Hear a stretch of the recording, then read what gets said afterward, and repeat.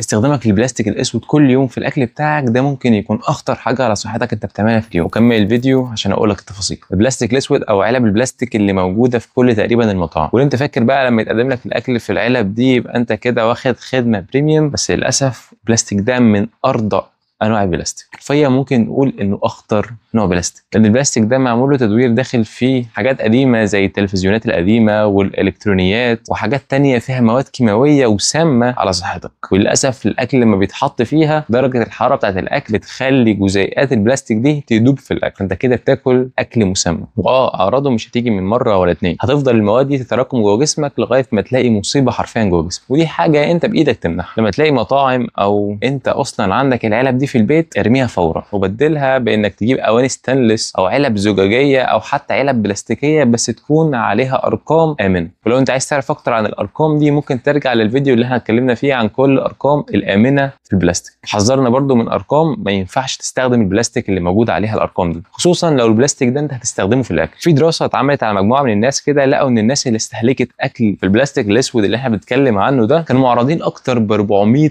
ضعف انه يجي لهم سرطانات. ولو انت بقى كنت محظوظ وما جالكش سرطان من الحاجات دي، حتى هيبقى عندك خلل هرموني وممكن توصل ان يكون عندك قله في الخصوبه او حتى عقم. ابعت بقى لاي حد عارف انه بيستخدم البلاستيك ده وحذره قبل ما يفوت الاوان.